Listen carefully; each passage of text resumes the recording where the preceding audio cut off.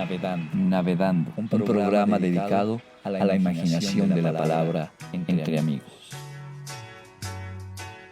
Hola, ¿qué tal? Muy buenas tardes. Me da mucho gusto estar con ustedes para dedicarles este programa especial de un gran maestro mexicano, artista mexicano, el maestro Juan Ibáñez, un extraordinario director de cine, de teatro y, por supuesto, sorprendentemente, también de ópera. Y para eso he invitado a dos queridísimos artistas también, talentosos cineastas, documentalistas, productores de televisión. Mi queridísimo amigo Fernando Aguirre, bienvenido. Muchas gracias, Sergio, por la invitación. Aquí estamos con mucho gusto para tocar este tema del gran maestro Juan Ibáñez. Y por supuesto también tenemos a un extraordinario director de cine documental, Miguel Morán. Bienvenido, Miguel. Estimado Sergio, mi querido Fer, muchísimas gracias por la invitación. Aquí estamos a la orden para hablar del Divino Maestro. Del Divino Maestro, tú dices las palabras divinas que inician este programa. Hay un detalle que me encanta de todo esto, que el maestro hizo de todo, planteó todo, pero antes de comenzar yo creo que hay que decir que él era guanajuatense y curiosamente el par de invitados que yo tengo son guanajuatenses. En mi caso, nací en la Ciudad de México, pero ya tengo más de 30 años viviendo en León, Guanajuato. Eres heredero genético de Guanajuato y no hay duda de que, además, toda tu historia familiar también es de Guanajuato. Tu papá era de Guanajuato. Sí, efectivamente, mi papá nació en la ciudad de León. Aquí estamos radicando. Muy bien. Y mi queridísimo Miguel, tú también eres guanajuatense. Sí, fíjate que yo tengo... Mi ombligo está enterrado aquí en la ciudad de Guanajuato capital, así le llaman los locales. Y Juan Ibáñez nació aquí en la ciudad de Guanajuato en 1932. Yo conozco a algunos de sus familiares, casi todos en el ámbito de la minería. Fue que trabajaron, él se salió un poco del ambiente y se hizo artista, pero sus parientes familiares andaban metidos en otros ámbitos aquí en la ciudad de Guanajuato. Cuando él estuvo joven era un Guanajuato muy, muy incipiente, muy joven. No había todavía las actividades culturales que ahora hay, porque esas se dieron hasta finales de los años 50, prácticamente entrando a los 60, pero Juan siempre inquieto, muy joven, decidió irse a la Ciudad de México, pero es de aquí, de Guanajuato, y tiene aquí primos, tíos, familiares. Y él tuvo la fortuna de estudiar teatro y curiosamente desarrolló todo su potencial, era un artista nato. Déjenme contarles algo que es muy importante. Este par de seres humanos maravillosos son de alguna manera herederos de la información directa del maestro Juan Ibáñez, porque ambos trabajaron con él. Yo llegué invitado por el maestro a trabajar en un proyecto de programación del Canal 4 de la Ciudad de León y RTG, Radio Televisión de Guanajuato. Y bueno, en ese sentido estuve trabajando con él. Tuve la gran fortuna de trabajar con el maestro. Tengo por ahí su voz grabada en un poema que hizo de Eugenio Trueba Olivares. Por ahí es algo que me quedó de recuerdo histórico del maestro, aparte de sus grandes enseñanzas, por supuesto. Yo tengo una grabación que brotó dentro del proceso de investigación del documental que hice sobre Juan.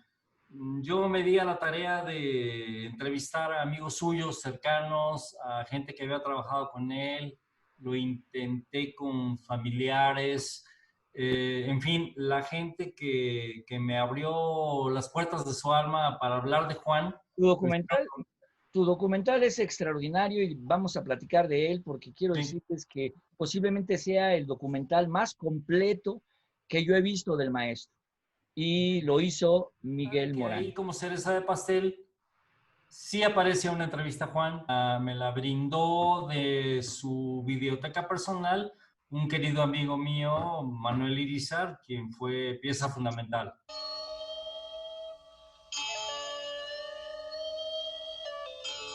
Cuando puse La vida breve, me encontré con una ópera fracturada. Cito La vida breve porque es un ejemplo directo de mi forma de experimentación. Yo tuve que revisar la música de Falla junto al libreto, que curiosamente el libreto no es malo, es bastante bueno, pero la construcción es muy mala. Es decir, bueno, una ópera erótica, interrupta por dos danzas. ¿Por qué se fractura? En base a estudiarla teatralmente, descubrí que era una ópera erótica dentro de un conflicto político y un conflicto político dentro de una ópera erótica. Pero vamos a empezar, obviamente, por el principio. Ustedes que trabajaron con él, debemos recordar en este homenaje que le estamos haciendo, pues sus tres etapas, ¿no? Yo considero que las tres principales etapas, pues fue el teatro, el cine y la ópera. Incluso yo pensaría que también tiene que ver la poesía, que de hecho se nombra, creo que en tu documental. Pero a mí me gustaría empezar por esta parte del teatro, en donde él hace un teatro experimental y lanza las divinas palabras y resulta que gana el primer premio y se lo llevan a Europa, ¿no? Platícame de esto, Miguel, que tú eres el doctor en esto. ¿Cómo estuvo esto? Platícanos. Pues Juan tenía 26 años cuando estaba trabajando para el teatro, cuando hizo Divinas Palabras, el teatro institucional, me parece que era de la UNAM el teatro, o la compañía de teatro. Así es. Y la presentó en Nancy, Francia, como parte de un repertorio en el que se suman propuestas internacionales. Él ganó el gran premio y finalmente lo catapultó para hacer cosas, porque inmediatamente después de Divinas Palabras se le vino en cadena una serie de proyectos muy interesantes. A los 2 años ya estaba haciendo la preproducción de Los Caifanes, por ejemplo. Ya había trabajado cine. El tipo en paralelo hacía muchísimas cosas. Fue una gran década. Y entramos al cine. En el cine, él inicia un proyecto también universitario, un proyecto experimental, con película, su principal película básicamente fue El alma pura. ¿Tú tienes referencia a esto, no, mi querido Fer? Sí, bueno, yo tuve oportunidad de ver, pues ahora ya en YouTube, el cortometraje que se llama Un alma pura, donde protagoniza Enrique Rocha y una actriz modelo, hija de un expresidente guatemalteco, Arabella Arbenz. Fue su primera película de ella, fue también creo que el primer cortometraje del maestro Juan Ibáñez, y también lanza como estrella a Enrique Rocha, también guanajuatense. Para mí es una gran película donde ya muestra unas grandes dotes de director, porque para mí el maestro nació siendo un artista, dominando todos los medios, el teatro, el cine, la ópera, y como comentas, se aventaba de repente sus poesías. Y para mí, bueno, pues es su primera obra que también, como decía Miguel, le abre las puertas, forma parte de una década muy espléndida. Un alma pura la hace en 1965, me parece. Pero ahí suceden cosas muy interesantes. Todos los artistas de la época, Carlos Fuentes, incluyendo Gurrola, que en la nota, en la plática que estás dando, también aparece dentro de la película Los Bien Amados. La producción es de Barbachano Ponce, y el trabajo que hace, el autor es Carlos Fuentes. El guión es de Carlos Fuentes, es un cuento de Carlos Fuentes, la dirección la hace Juan Ibáñez, efectivamente. Y era un grupo que estaba participando ahí, en el que aparece incluso Carlos Monsiváis, Gurrola, incluso el escritor García Ponce, todo un grupo de jóvenes entusiastas haciendo cine, teatro, escritura. Todo esto era una generación que suple a la generación que se estaba yendo del viejo cine, del cine de oro, ¿no? Yo pienso que ahí está, pero dime una cosa, Miguel. También sabemos que el maestro Juan Ibáñez participó con Luis Buñuel.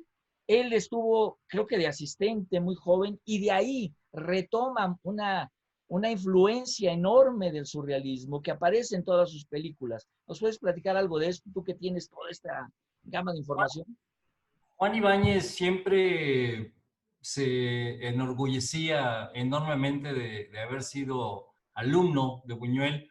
Era su carta credencial. Maravilloso. Esperaba muchísimo porque Buñuel, vamos, pues siendo el cineasta que fue y él ostentarse como alumno y admitir que era su maestro, le daba unos créditos impresionantes. En el libro de Mi último suspiro de Luis Buñuel, habla de Juan, pero habla de una manera muy curiosa porque dice, Juan Ibáñez, ese joven talentoso hombre de teatro y hombre de cine, venía a mi casa a visitarme y se acababa mi whisky. pero, pero siempre lo acompañó en muchísimos eventos. Y películas, ¿no? Porque él estuvo a su lado con Nazarini y Simón del Desierto, y todo eso influyó en él, que se manifiesta en sus películas, básicamente. A mí me gustaría que tocáramos este tema maravilloso de, obviamente, los Caifanes. Los Caifanes, que es, yo creo que ahí es donde se lanza a la parte más alta, y está dentro de los Caifanes toda la esencia de Luis Buñuel. Toda la película es surrealista. ¿Ustedes qué opinan? ¿Qué opinas, Fernando, acerca de esto? Bueno, la película Los Caifanes es un parteaguas en el cine nacional. Viene siendo un cine de autor. Aquí tuve un dato de que Juan Ibáñez presenta este proyecto y se gana el primer lugar, un premio, junto con Carlos Fuentes, por el guión. Pero al momento de hacerlo profesional, tienen que renunciar a ese premio, pero se aventaron a hacerlo. Y pues fue un exitazo, fue una gran película, Los Caifanes, donde trabaja con Oscar Chávez, el Estilos, que pues tiene una gran proyección. Él ya era músico, ya era cantante, tenía ya varios discos grabados, pero con Los Caifanes le da una gran proyección a la carrera de Oscar. Para mí, el origen del arte del maestro Juan Ibáñez radica precisamente en esa influencia cinematográfica que tiene de Luis Buñuel, pero que además se manifiesta en todo lo que él hace en el transcurso de su vida. En ese transcurso, por supuesto, aparece esta película que estás nombrando de los Caifanes, en el que la mezcla de el guión, pero con su visión que él tiene y esta influencia de joven que tiene, desarrolla todo un panorama maduro. Empieza su madurez de Juan Ibáñez, porque en Un alma pura se nota este aprendizaje que se está haciendo en función del cine, la técnica cinematográfica. Obviamente todos aquí sabemos hacer cine y televisión y sabemos que este proceso entre el talento de un ser humano y la técnica deben de ir de la mano. Si no están los dos elementos juntos, se desbarata un proyecto que puede ser extraordinario. En ese sentido, yo creo que aquí se refleja en los Caifanes un mundo en donde, con todo el mayor respeto al maestro Juan Ibáñez, creo que tuvo un error Carlos Fuentes, porque la película es muy urbana y resulta, si es que no me equivoco, ustedes que son más expertos que yo, hay un detalle en que los chicos vienen de Querétaro, pero conocen muy bien la ciudad. Y esto se refleja en el momento en que Julissa se encuentra con Oscar Chávez en una vecindad y lo dice como si lo conociera muy bien. Y realmente el joven urbano es el que se conoce todas estas cosas. Ese pequeñísimo error es el que define que la película es muy de Feña, ¿sí? Muy del Distrito Federal de aquel entonces. ¿Tú qué piensas, Miguel? Bueno, yo pienso que haces un escrutinio muy puntual. Yo no, no, felicidades, yo no había visto esa situación y mira que participé en un seminario sobre la película de los Caifanes. Estuvo muy interesante, pero la verdad te felicito. Sí, es muy urbano finalmente, ¿no? Era el modus vivendi de Juan, el modus operandi de Juan, era la gran ciudad a la que había que vestir, a la que había que gozar, en la que había que meterse, en la que había que hurgar en los momentos más extraños del día y de la noche. Y a Juan le gustaba jugar y por eso le puso ropa íntima a la Diana Cazadora y por eso se metió adentro de un ataúd y por eso terminaron, como tantas borracheras terminan En Tres Marías. era Tres Marías, ¿no? Sí. Porque era la juerga normal de un chico de su edad. Pero ahí está la poética de la existencia del joven de los 60, ahí está un guión muy bien planteado por Carlos Fuentes y por Juan, ahí está una historia que finalmente era parte de lo que Juan mismo vivía, porque aunque era un tipo culto, era banda. Juan nunca fue un junior, ¿no? Juan se bebía la cerveza en la tienda de la esquina y podía hablar con quien fuera, pero era un hombre que estaba aterrizado a la tierra. Técnicamente, Juan sabía también cómo resolver las cosas en el cine y esto es una anécdota que él a mí me platicó con respecto a Caifanes. Un día me dijo que lo habían alabado tremendamente porque había hecho un uso quizá desmedido del recurso del close-up, que sí lo hace en la película, y que lo habían alabado a los críticos porque era un recurso novedoso, maravilloso dentro del genio del gran cineasta. Y Juan me dijo, la verdad es que el lente no me daba, no tenía la suficiente percepción luminosa como para que me diera una toma a medium o abierta. Estaba oscuro y yo necesitaba verlo, me acerqué para poderlo ver, ¿no? Entonces, es algo que, bueno, es lindo conocerlo y es bueno conocerlo porque viene de primera fuente, ¿no? Juan ha de haber aprendido muchas cosas en esa película. Juan era muy inquieto y del cine pasaba a la ópera y de la ópera pasaba a la televisión, hizo publicidad, en fin, se aliaba con la gente idónea para hacer cosas, ¿no? Los Caifanes, como dice Fer, es un parteaguas y fue un producto natural de la inquietud cultural de los jóvenes de los 60. Sí, Fernando decía una cosa que me llamó mucho la atención en otro programa que habíamos hecho y que me gustó. Él me decía, es que los verdaderos Caifanes eran ellos, era Juan Ibáñez y su banda.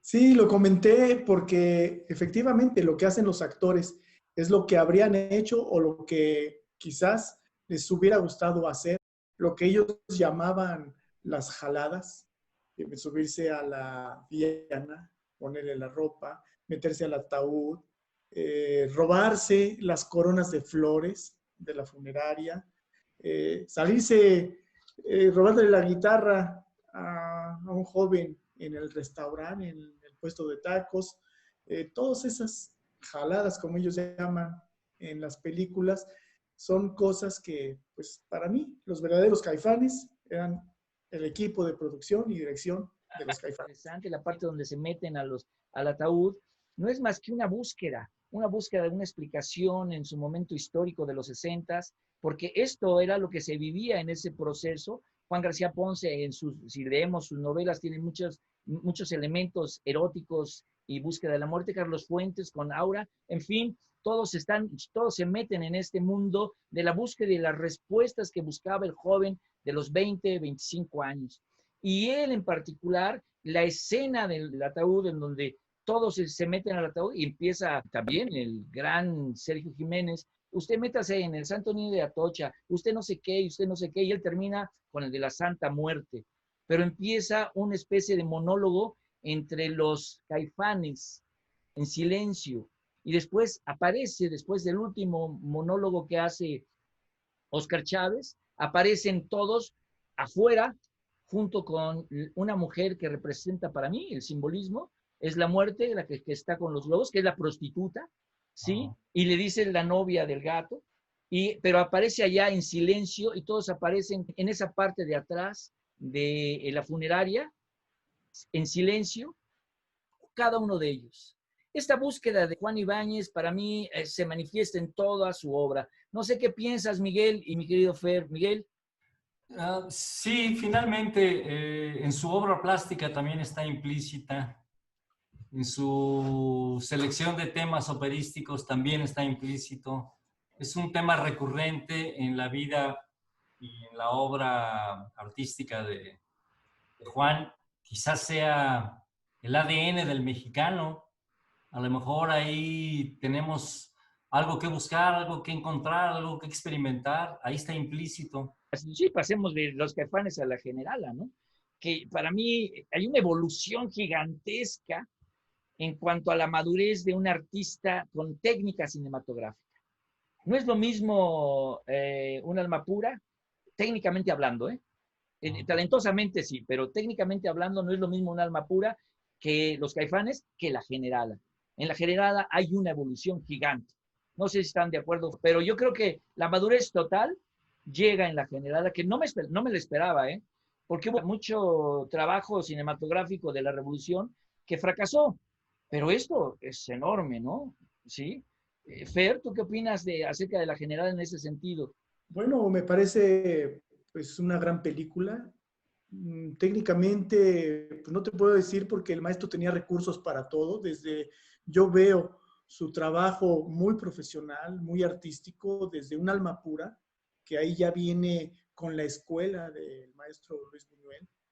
Veo un gran trabajo con los Caifanes y veo también, como dices, un trabajo muy bien acabado en la Generala, con muchísimos recursos más en producción, en actores.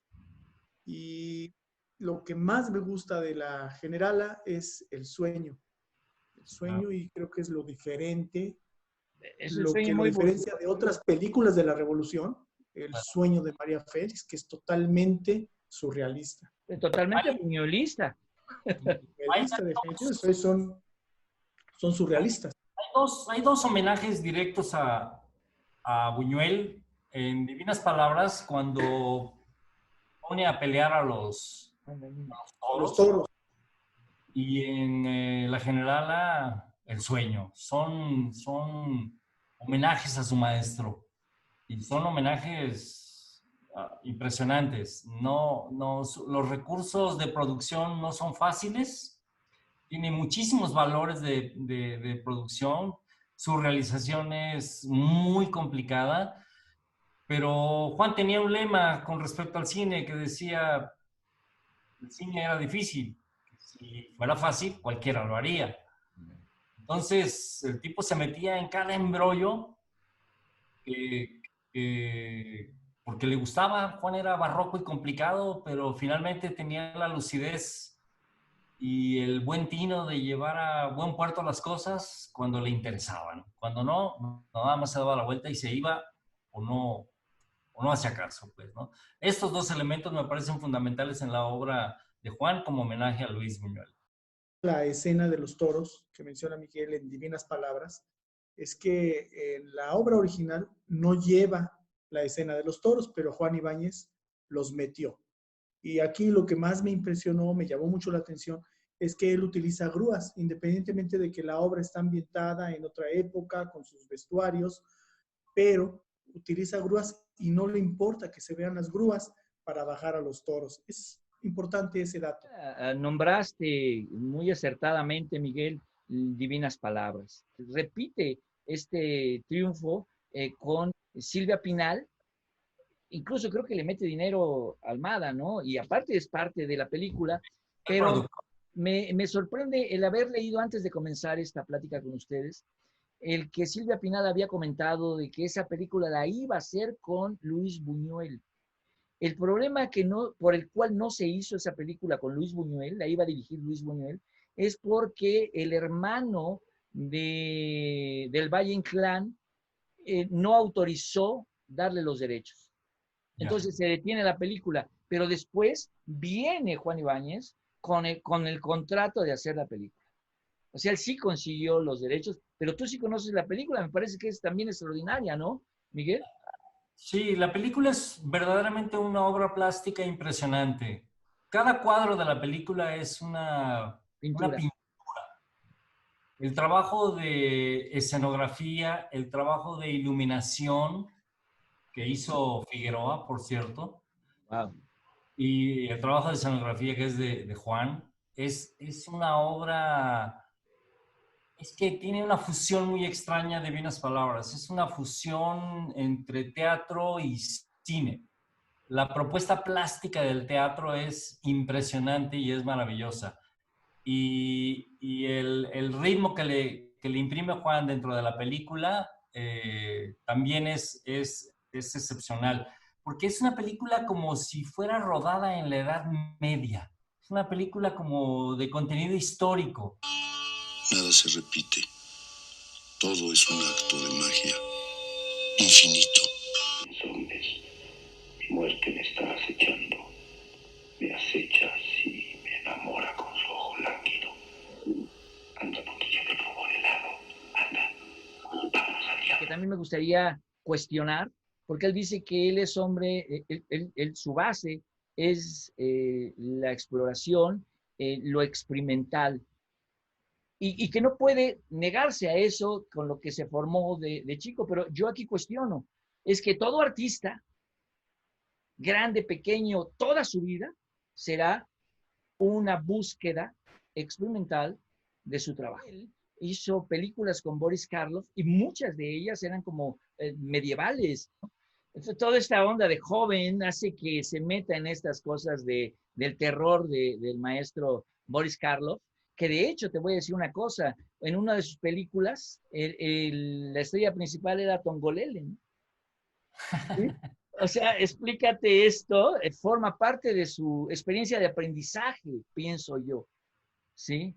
Y después de todo esto, lo que él hace, se mete y saca adelante, viene, mira, ahí está, Sí, este es sí. Tongolele, y esa es la película que tiene con el maestro Boris Karloff, ¿no?